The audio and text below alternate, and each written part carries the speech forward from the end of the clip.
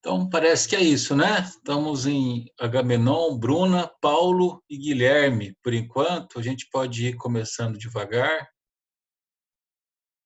Eu estou tentando lembrar como é que faz para gravar. Já está gravando, professor, Já está aparentemente. gravando? Ah, que Sim. bom, tá bom. Eu não estava vendo. Que bom, Automático. beleza, tá ótimo. Então, vamos lá. Então, tema da aula de hoje, funções essenciais à justiça. E esse título, essa rubrica, funções essenciais à justiça, consta na Constituição. Deixa eu abrir aqui.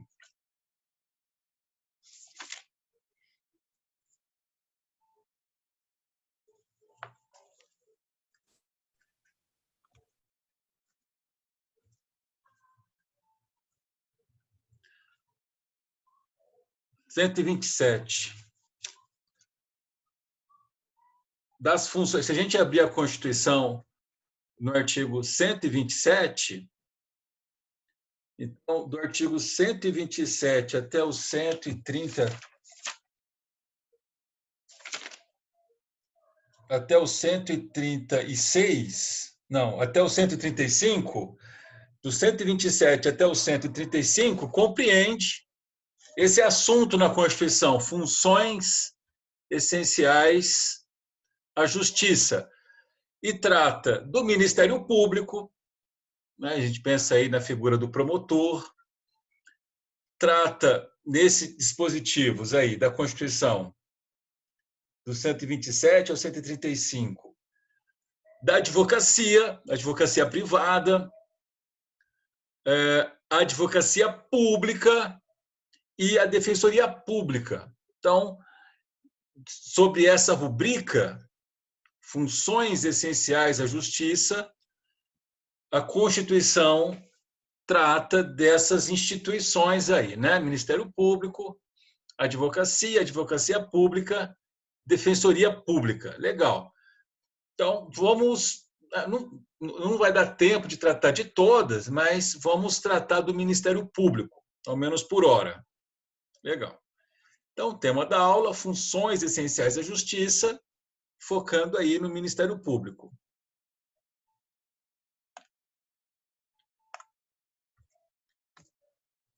E um autor que eu indiquei, indicado ele sempre, né? O Alexandre de Moraes, é uma obra de excelência e consta na biblioteca digital, então é possível consultar de casa e faz todo sentido nesse momento aí de pandemia e tal. E eu aí coloquei aqui onde é que está, aqui o localzinho da obra onde trata do Ministério Público. Legal.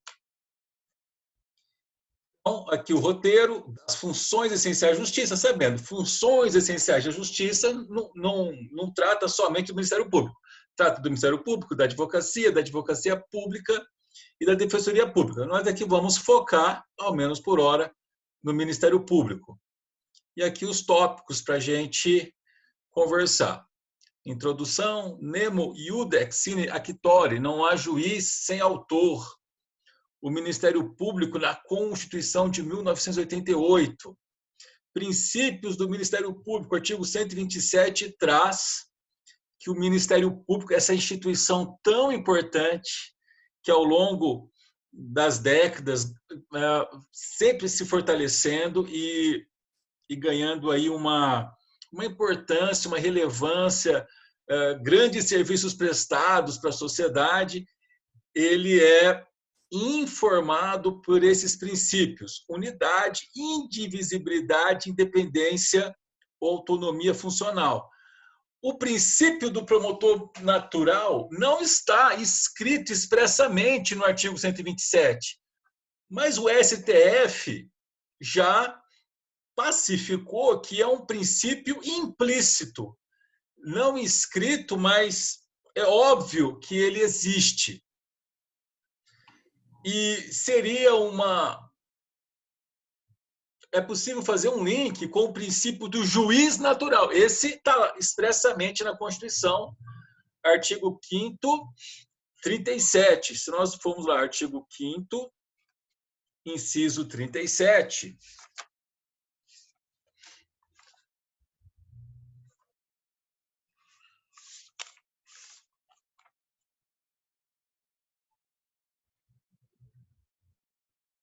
Não haverá, artigo 5º da Constituição, inciso 37, não haverá juízo ou tribunal de exceção, ou seja, é uma garantia para todos, é um patamar civilizacional, né? É um direito humano fundamental que os órgãos jurisdicionais, os órgãos que têm o poder de dirimir conflitos, dizer o direito nos mais diversos assuntos, criminais, civis, fiscais, de família, trabalhista, os mais diversos assuntos, esses órgãos, essas pessoas que recebem essa atribuição da Constituição, eles é um direito humano que esses órgãos eles atuem nas demandas em razão de normas gerais e abstratas anteriores a essas demandas. Não se pode criar casuisticamente, por perseguição,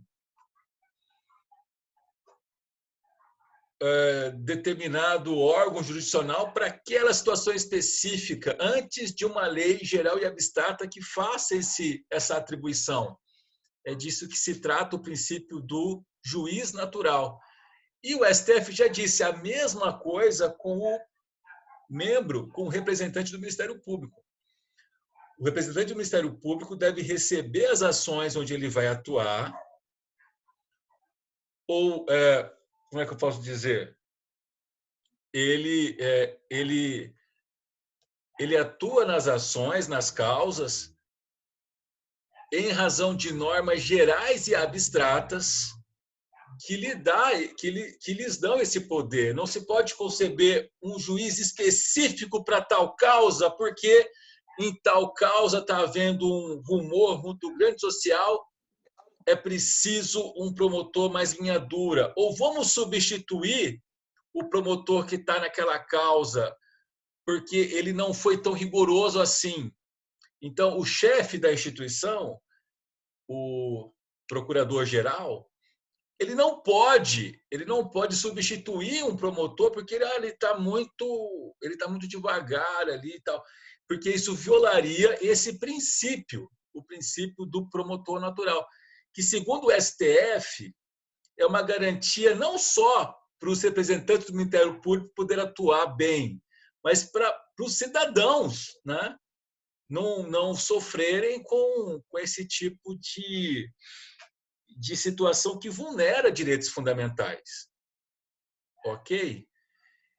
Garantias e vedações, eu não pretendo me debruçar a respeito do assunto, porque o link que se faz é com as garantias e vedações dos juízes, que são as mesmas para os representantes do Ministério Público.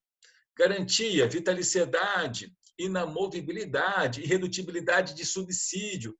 Vitaliciedade, ele pode ser demitido? Pode, depois de vitalício, por uma sentença judicial transitada em julgado. Antes da vitaliciedade, por uma decisão administrativa. E da mesma forma que os juízes. Inamovibilidade, que é a regra, pode ser afastada, né? Pode ser relativizada em razão de interesse público. Numa localidade não tem promotor, então o órgão administrativo inerente ali e tal pode, por decisão administrativa, garantida ampla defesa, quórum de maioria absoluta, pode remover um promotor para uma localidade. Enfim, da mesma forma que os juízes. Da mesma forma que os juízes. Então, não parece que precise gastar muito com isso. O Conselho Nacional do Ministério Público, em tudo, nós já vimos o Conselho Nacional da Magistratura. Então, o link, né, o mesmo raciocínio com o Conselho Nacional do Ministério Público. Emenda Constitucional 45 de 2004 criou tanto o CNJ quanto o CNMP. Então, com a mesmo jeitão, ok? Então, são assuntos que a gente não precisa ficar muito tempo neles, ok? Nós já praticamente vimos quando estudamos poder judiciário.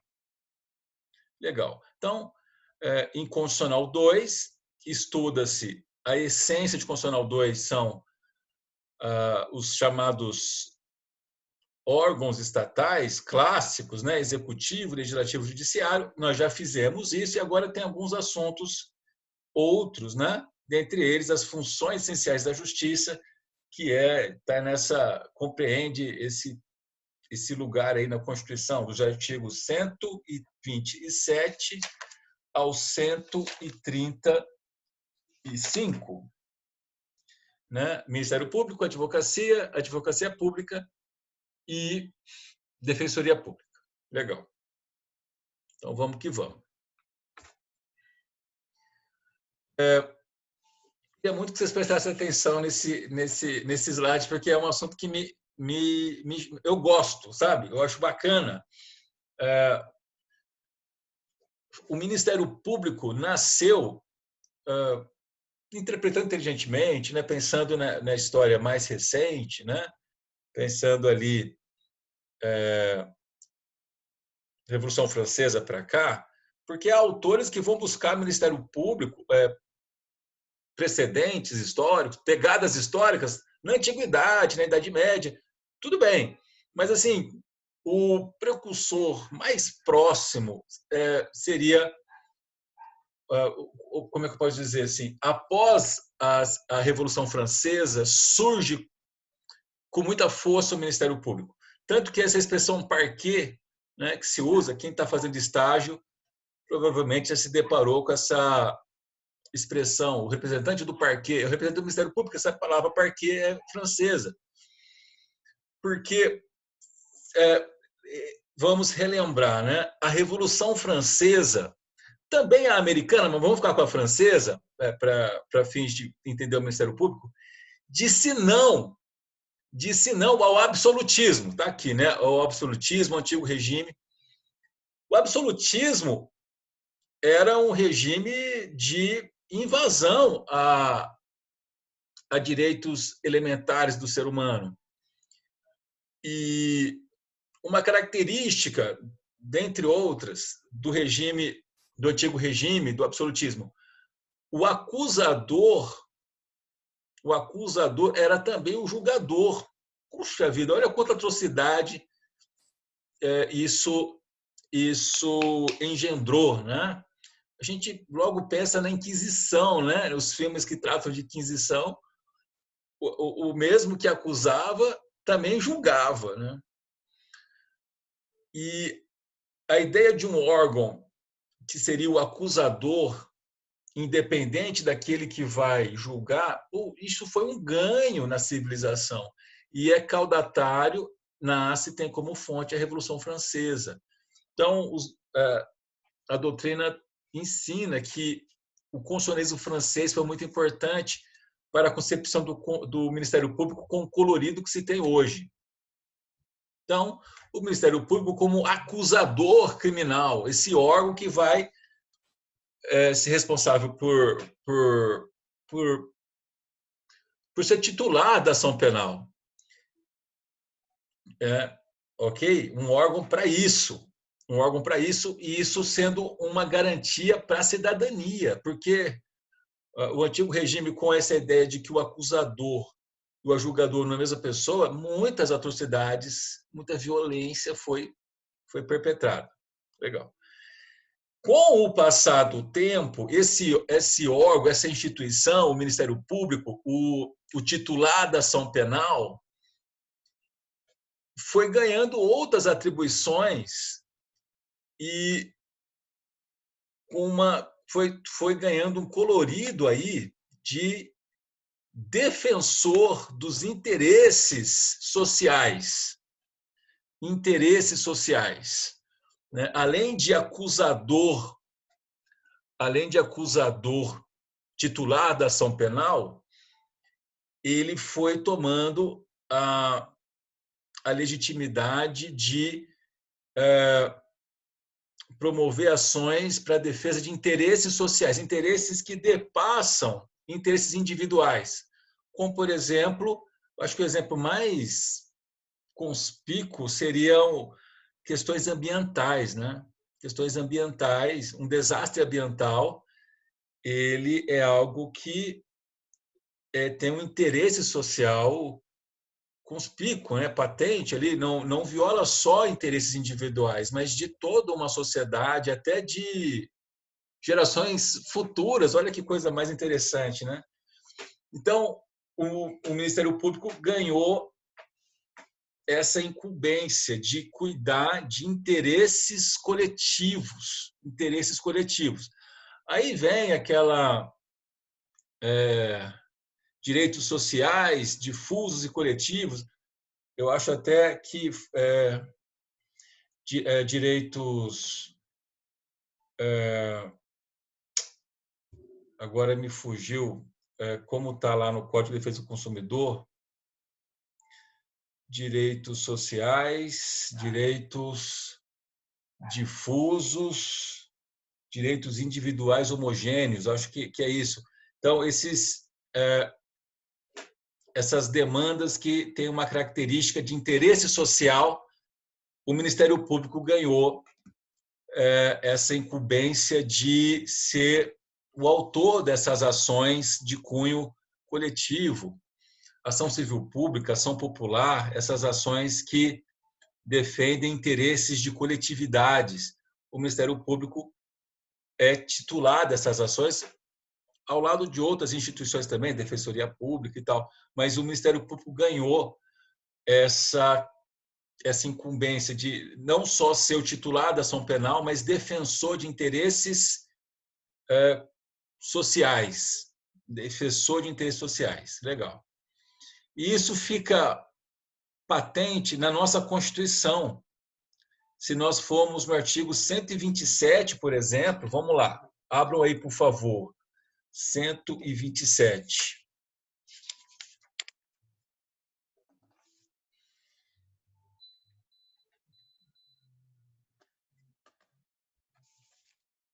O Ministério Público é instituição permanente, essencial à função jurisdicional do Estado, incumbindo-lhe a defesa da ordem jurídica, do regime democrático e dos interesses sociais e individuais indisponíveis.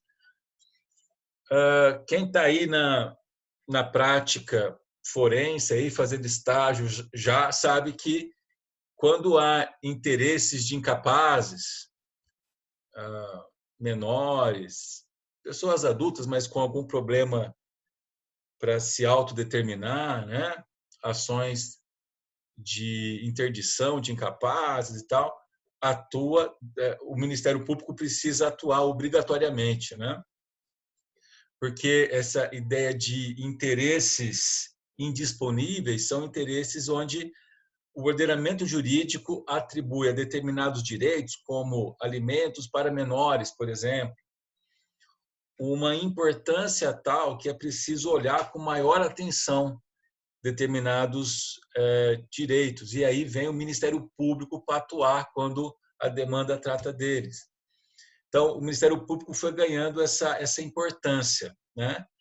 Artigo 129, inciso 1, o que diz lá?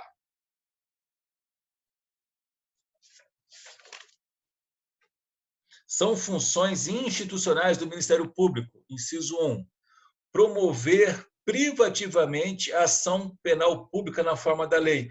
Algo que ressoa a história do Ministério Público como órgão de acusação, né? Promover privativamente a ação penal pública. Então, tem um órgão para esse afazer, para essa incumbência, né? Quando há um crime, considera-se que não só a vítima foi ferida, mas toda a sociedade foi ferida. Então, tem um órgão para defender a sociedade, essa que é a ideia, né? O que eu anotei mais aqui? Inciso 2. Zelar pelo efetivo respeito dos poderes públicos e dos serviços de relevância pública aos direitos assegurados nesta Constituição, promovendo as medidas necessárias à sua garantia. Então, o Ministério Público ele é um órgão que defende os direitos fundamentais, né?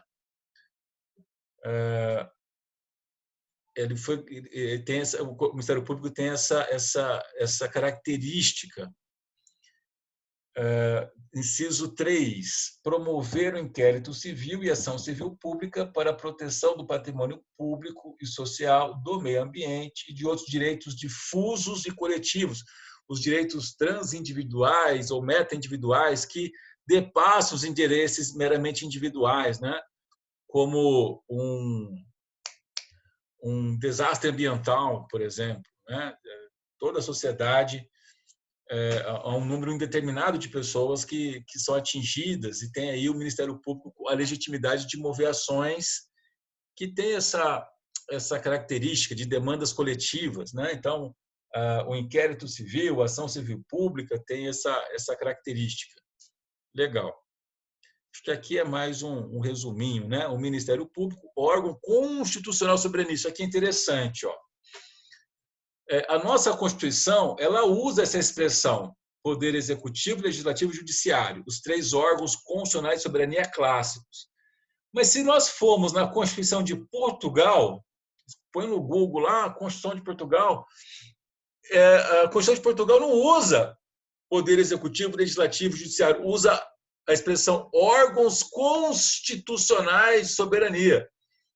E cita alguns, e não é na Executivo, Legislativo e Judiciário, Presidência da República, Assembleia e os outros órgãos lá.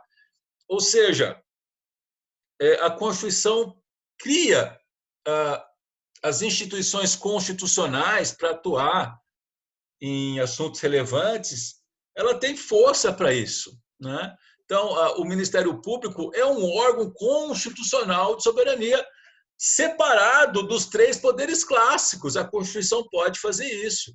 Há quem diga que os tribunais de contas também são órgãos constitucionais de soberania fora dos 3 órgãos constitucionais de soberania clássicos, Executivo, Legislativo e Judiciário.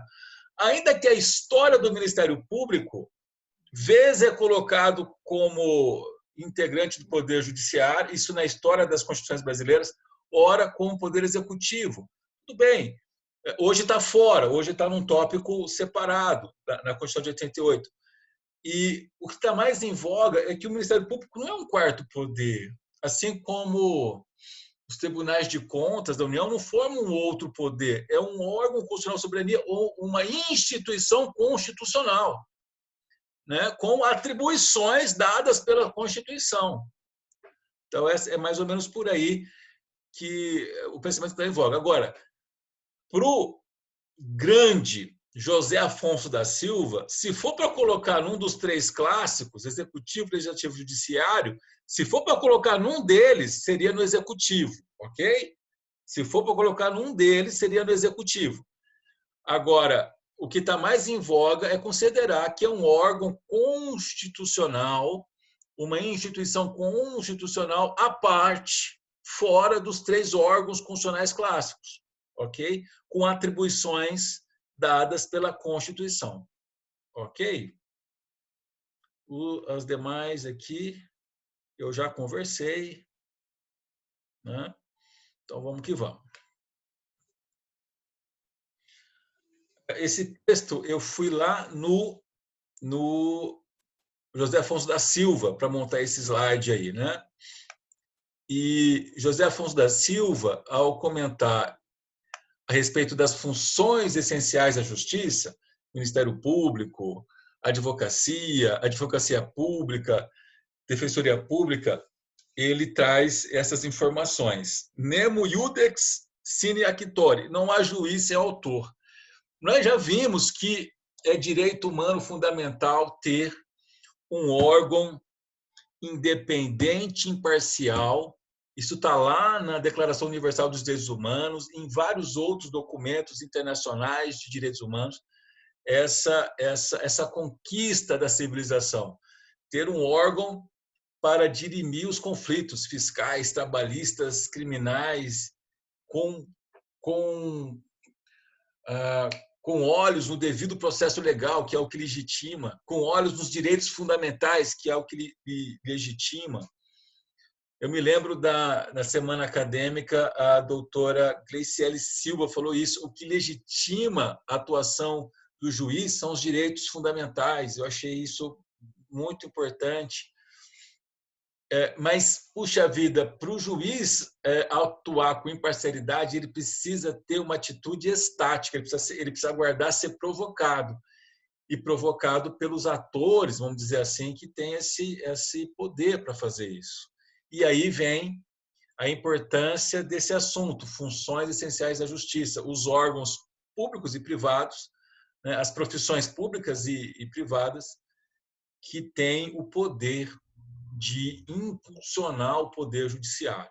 Né? Então, aí vem alguns textos de José Afonso da Silva, ele citando outros autores, como Calamandrei. Vamos lá.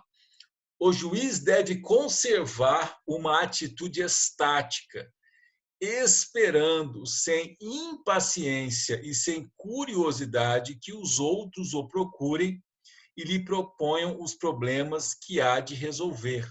Então, o juiz ele tem o dever de ter uma postura serena, né? Critica-se muito juízes que são muito, como é que eu poderia dizer, que não tem essa postura mais distante, ok? Né? Espera-se do julgador uma postura que não fira a sua imparcialidade. A inércia é, para o juiz, garantia de equilíbrio, isto é, de imparcialidade. A imparcialidade é a virtude suprema do juiz, sendo fruto das duas parcialidades que se combatem. Eu lembrei agora de um acordo do STF falando de aposentadoria especial, aposentadoria de pessoas que trabalham em situações insalubres. O relator, ministro Luiz Fux, eu não lembro agora o ano, mas me chamou a atenção o ministro Luiz Fux diz o seguinte: no carro da advocacia está a paixão conduzindo esse carro. Né? Os advogados atuam com paixão. Já no carro do juiz está a razão. Né? Então, interessante isso. Né? Nisso se acha a justificativa das funções essenciais à justiça, composta por todas aquelas atividades profissionais públicas ou privadas, sem as quais o Poder Judiciário não funcionaria ou funcionaria muito mal. Joia, né? Porque o Poder Judiciário precisa ser necessariamente estático, aguardar ser provocado, é que se justifica as funções essenciais da justiça. Ok? Ministério Público, advocacia pública, defensoria pública.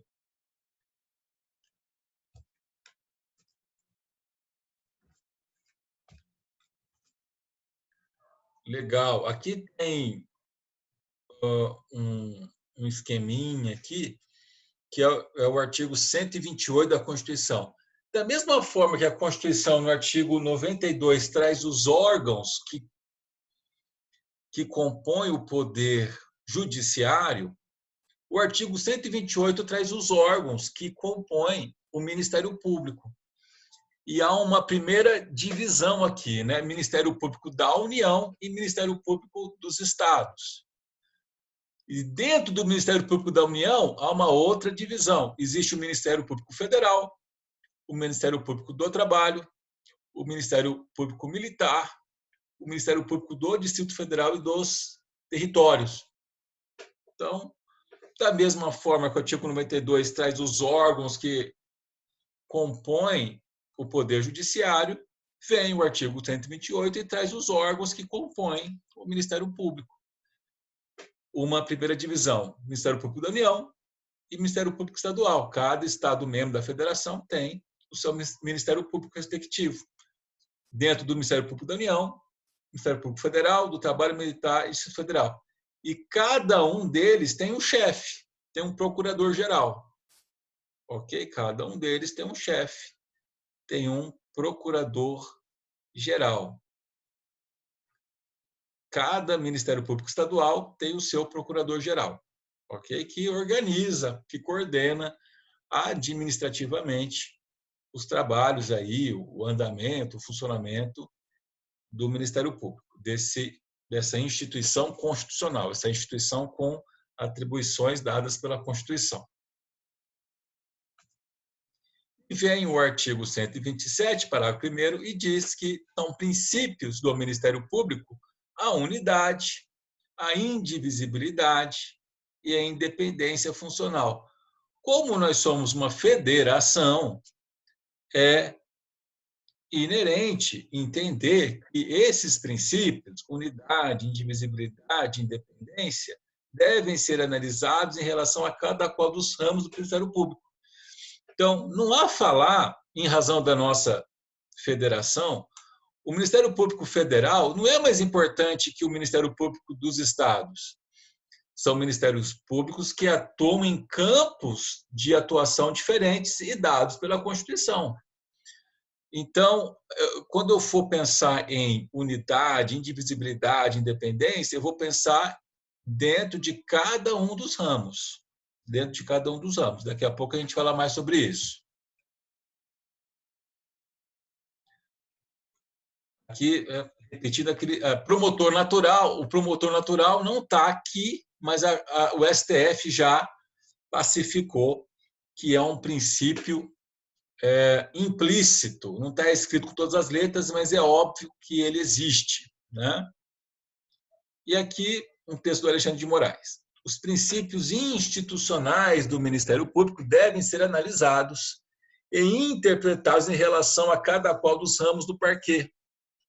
Do Ministério Público da União, com suas 4 previsões, Ministério Público Federal, Ministério Público do Trabalho, Ministério Público do Distrito Federal, Ministério Público Militar e Ministério Público Estaduais, uma vez que inexiste hierarquia entre eles, nenhum deles é mais importante que o outro, mas tão somente distribuição constitucional de atribuições. Esses ministérios públicos têm campos de atuação diferentes, mas não há hierarquia entre eles. Legal. Beleza. Vou ficar por aqui. E vou avançar aqui.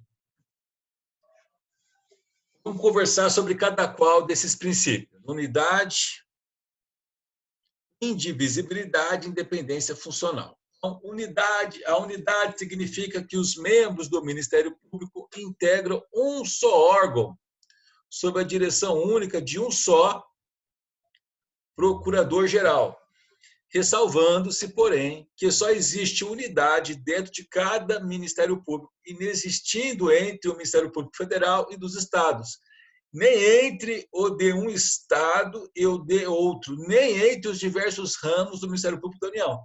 Então, eu vou voltar nesse quadrinho aqui, esse esqueminha aqui. Segundo esse pensamento de Alexandre de Moraes, que é um pensamento hegemônico, unidade é em relação a cada qual dos ministérios públicos. Não haveria falar em unidade entre o federal e o do trabalho, o federal e estadual, não. A unidade é dentro de cada um dos ministérios. Isso faz sentido porque nós somos uma federação e há mesmo a divisão do poder no território brasileiro. Ok? Então, isso é reflexo de sermos uma federação. Isso não quer dizer que o Ministério Público não seja uma instituição una, assim como o Poder Judiciário se considera uma instituição una. Mas somos uma federação e é preciso haver essa divisão de poderes dentro do território. E nisso, a unidade precisa ser interpretada dentro de cada qual dos ramos do Ministério Público. Legal.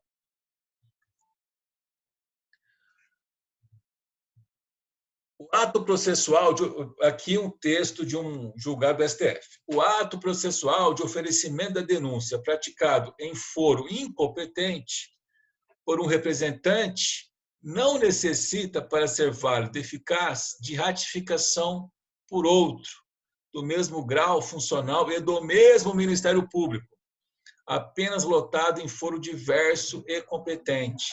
porque o foi em nome da instituição que é una e indivisível. Então, sei lá, por algum motivo, a queixa contra alguém que era para ter sido protocolada em Cubiataba, por algum motivo foi protocolada em Goianésia. Houve um equívoco aí e essa petição de denúncia foi parar em Goianésia. Aí o pessoal do fórum olhou e falou, opa, mas houve um erro aqui, né? E encaminha para Rubiataba. É o mesmo Ministério Público do Estado de Goiás. Então, o promotor de Rubiataba, de acordo com esse entendimento, ele não precisa ratificar, né? Foi feito pelo Ministério Público de Goiás. Então, seria esse o entendimento com relação à unidade. Agora, não haveria essa facilidade toda se fosse entre ramos diversos do Ministério Público. Indivisibilidade. O Ministério Público é uno porque seus membros não se vinculam aos processos nos quais atuam, podendo ser substituídos uns pelos outros, de acordo com as normas legais. Importante ressaltar que a indivisibilidade resulta em verdadeiro corolário, na consequência lógica do princípio da unidade, pois o Ministério Público não pode se dividir em vários outros ministérios públicos autônomos e desvinculados uns dos outros. Então, pela indivisibilidade, um processo que foi atribuído a um promotor, em razão de normas gerais e abstratas, se esse promotor, por exemplo, saiu de férias ou está doente, em razão de normas gerais e abstratas, pode ser encaminhado a outro. Ok? Por causa do princípio da indivisibilidade, que é uma consequência lógica do princípio da unidade. Tudo em razão de normas gerais e abstratas que vão disciplinar como é que se faz esse encaminhamento de processos, ok? Mas é do mesmo Ministério Público. O promotor que recebeu originalmente não está podendo atuar em razão de normas gerais e abstratas, não são normas casuísticas, né? Esse processo pode ser encaminhado para outro promotor do mesmo Ministério Público. Independência e autonomia funcional. O órgão do Ministério Público é independente no exercício de suas funções, não ficando sujeito às ordens de quem quer que seja, somente devendo prestar contas de seus atos à Constituição e às leis da sua consciência. Essa que é a ideia aqui, né? Eu devo ter escrevi errado alguma coisa. Então, o representante do Ministério Público tem esse status de agente político, né? Claro que tudo tem limite, né? O Ministério ele tem que respeitar normas éticas. Se ele cometer crimes, ele precisa ser punido, né? Claro que tudo tem limite. Estamos todos debaixo do império das leis. Mas a ideia é que o representante do Ministério Público ele atua com liberdade, né? De acordo com a sua consciência e com a sua ciência, assim como o juiz. Agora, tudo tem limite, né? De acordo com a sua ciência e com a sua consciência, ele não pode cometer crimes, né? Ele não pode agir de maneira antiética. Se o fizer, responde perante o órgão censor, né? E mesmo criminalmente, pode até ser desinvestido do cargo, né? O funcionário público, quando comete crime, dependendo da gravidade, um dos reflexos é perder o cargo, né? Artigo 92, inciso do Código Penal. Mas a ideia é que o representante do Ministério Público tem essa característica de um agente político. Legal? É importante ressaltar que a Magna Carta, embora não tenha conferido ao Ministério Público a qualidade de um quarto poder, olha que legal, não é um quarto poder, né, pessoal? É uma instituição constitucional. conceder a natureza de órgão sui generis, essencial do Estado, dotado de autonomia institucional, funcional, administrativa e financeira. Então, é um órgão, é uma instituição constitucional fora dos três poderes clássicos, executivo, legislativo e judiciário. Tão importante, mas tão importante que se o presidente da República, de maneira sistemática, como é que eu posso dizer? Deixa eu pegar o artigo 85, inciso 2. Violar a independência, violar a independência do Ministério Público, isso é causa para impeachment. Né? Olha só, são crimes de responsabilidade, artigo 85 caput, são crimes de responsabilidade os atos do presidente da República que atentem contra a Constituição Federal e especialmente contra, inciso 2, o livre exercício do poder legislativo, do poder judiciário e do Ministério Público e dos poderes constitucionais das unidades da Federação. Então, enfim, é um órgão que ganha uma importância enorme. Né? Se o presidente da República atentar contra a independência do Ministério Público, ele pode sofrer processo de impeachment. A hierarquia no sentido administrativo, estou me referindo ao chefe de cada Ministério Público, né, o Procurador-Geral. Nunca de um dele funcional. Então, o Procurador-Geral tem que respeitar a opinião jurídica dos seus subordinados administrativamente. Essa que é a ideia. Voltando a falar, vamos imaginar que não se admite que o procurador-geral, não, o promotor naquele caso foi muito bonzinho, vou substituir. Não, isso já aconteceu. Foi até o STF, o STF falou assim, não, isso viola o princípio do juiz natural. Ok? Isso viola o princípio do juiz natural. Do promotor natural, perdão. Aqui, princípio do promotor natural. Não está escrito com todas as letras, mas considera-se subentendido, né? O princípio do promotor natural, tendo presente a nova disciplina constitucional do Ministério Público, ganha especial significação no que se refere ao objetivo último decorrente de sua formulação doutrinária. Trata-se de garantia de ordem jurídica destinado tanto a proteger o membro da instituição, na medida em que lhe assegura o exercício pleno independente de seu ofício, quanto a tutelar a própria coletividade, proteger a própria coletividade, né, a que se reconhece o direito de ver atuando em quaisquer causas apenas o promotor cuja intervenção se justifique a partir de critérios abstratos e pré-determinados estabelecidos em lei. Isso, um habeas corpus, eu devia ter colocado aqui, é do Supremo Tribunal Federal, pessoal. Então, vocês podem ir lá no site do Supremo e encontrar o inteiro teor desse habeas corpus. Vocês vão ver, nessa situação aqui, acho que foi na década de 90, no começo da década de 90, uma grande operação policial, com nome até, acho que foi o comecinho dessas operações grandes e tal. E acho que 2 mulheres foram... a suspeita aí era de tráfico de entorpecente. E foi assim, a imprensa noticiando e tal. O promotor natural do caso, que em razão de normas gerais e abstratas assumiu, né, aquela demanda, né, ele não foi tão rigoroso quanto a mídia queria e quanto talvez o procurador-geral queria. E o procurador-geral substituiu para outro, e o outro, esse aí chegou rasgando. Aí isso foi até o STF, ele falou, isso não pode, isso viola o princípio do promotor natural. Como é que se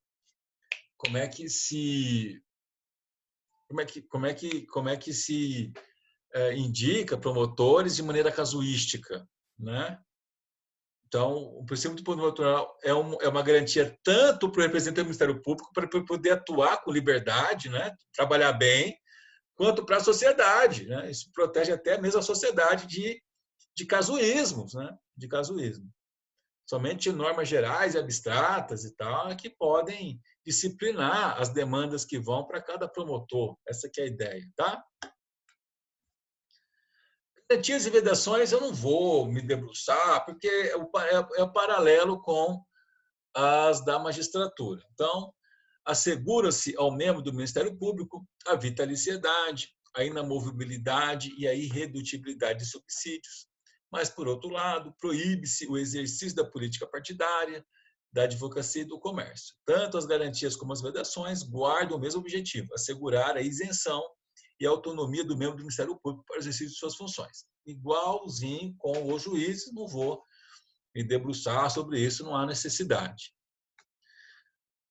Funções institucionais do Ministério Público.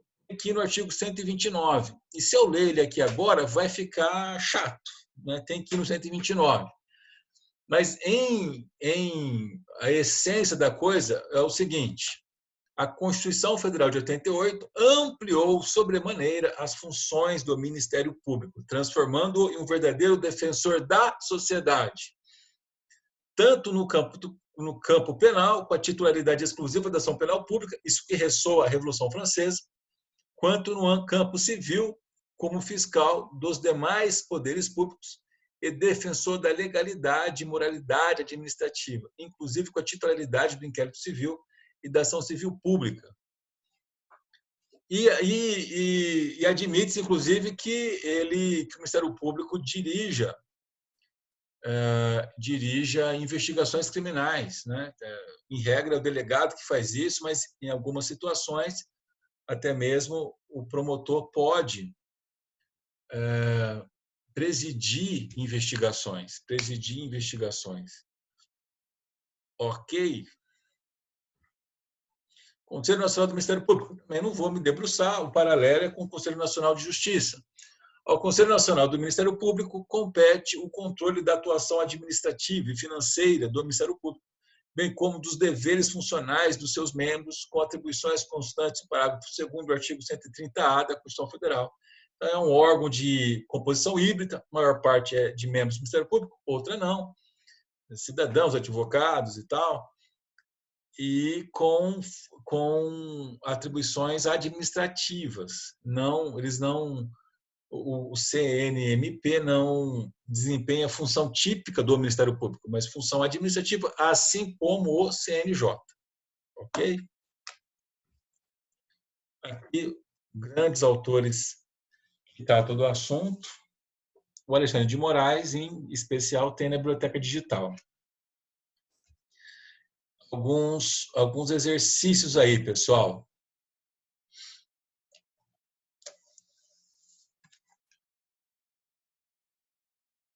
Deixa eu abrir aqui, só um minutinho. Então, exercício 1. Tudo verdadeiro ou falso? Então, vamos lá. O Ministério Público da União divide-se em Ministério Público Federal, Ministério Público Eleitoral, Ministério Público Militar e Ministério Público do Distrito Federal, dos territórios dos estados. Verdadeiro ou falso? Eu esqueci de colocar se é F ou V, né? Mas é verdadeiro ou falso, tá? E aí, o que vocês acham? Verdadeiro ou falso? Para responder, tem aqui no artigo 128.1. E aí, verdadeiro ou falso?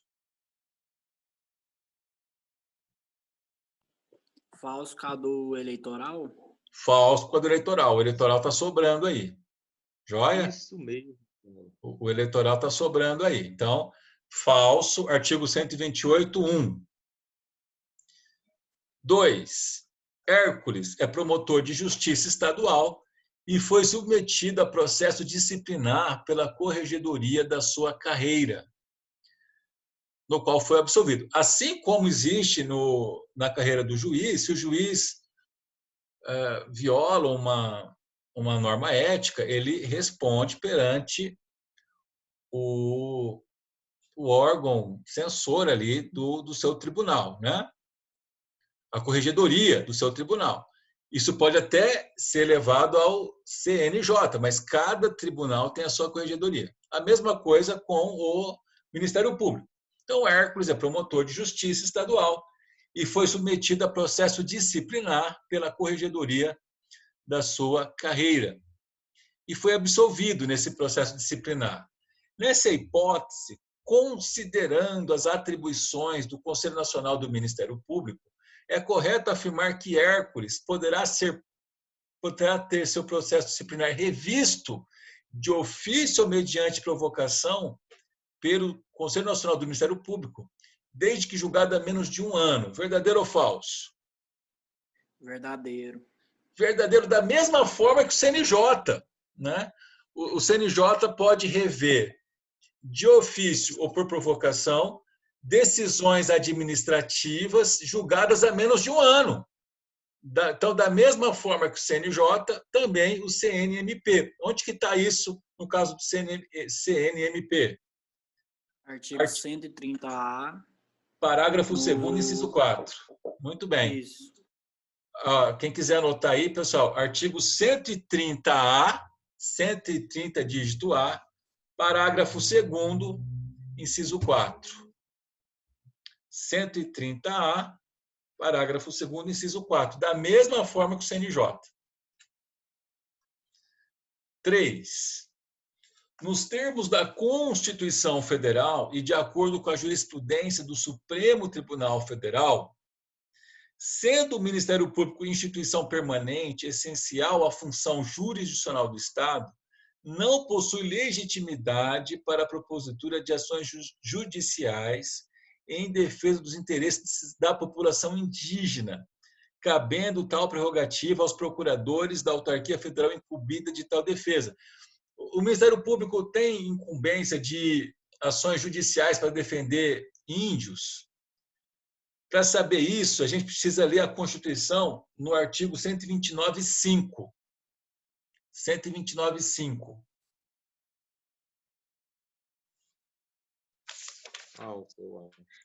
Falsa, porque a Constituição dá essa atribuição ao Ministério Público. Né? Olha lá, 129.5.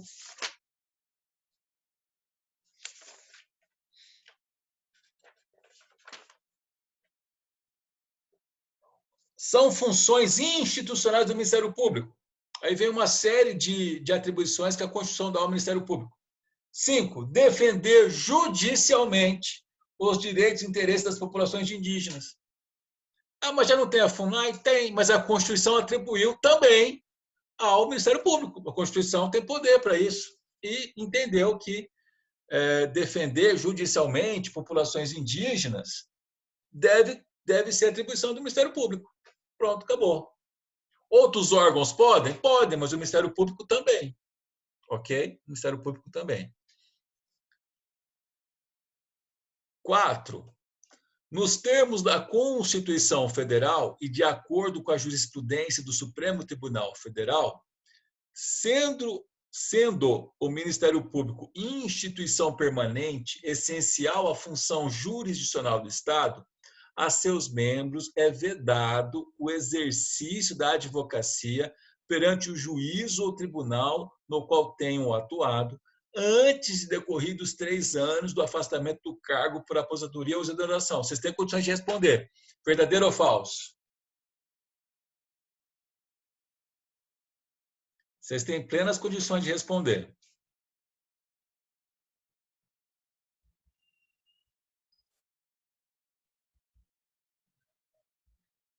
Pois bem, quando nós conversamos sobre as garantias e vedações dos juízes, nós vimos que o juiz que se aposenta ou é exonerado, ele não pode atuar no mesmo juízo ou tribunal antes de 3 anos, não é isso?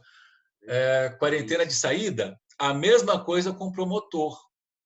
Então, essa alternativa ela é verdadeira. Verdadeira. Onde que está isso? Parágrafo 6º do artigo 128. Né? Parágrafo 6º do artigo 128. Beleza?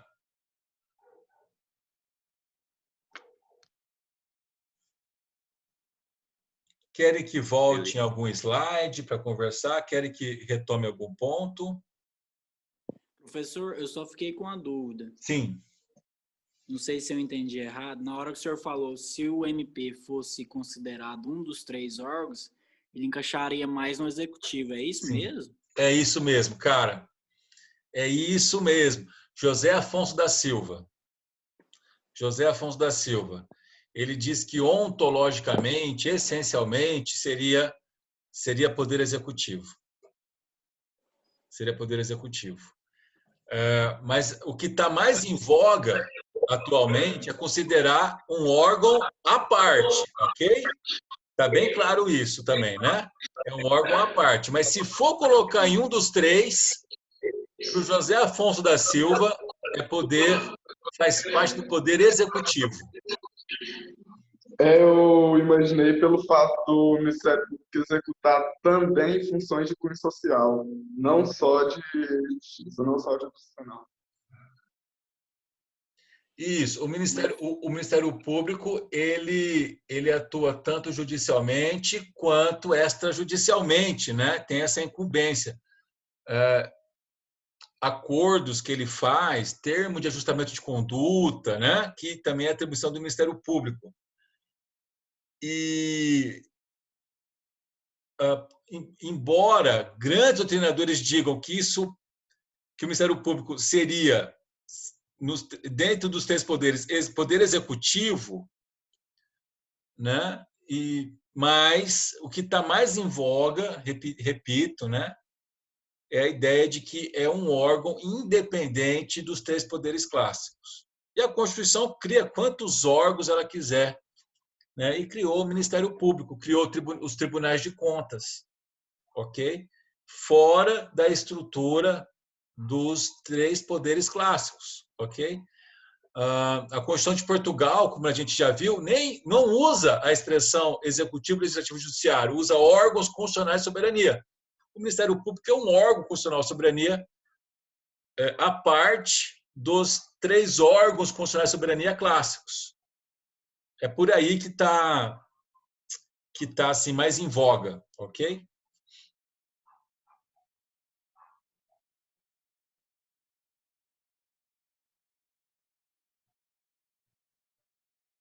Beleza?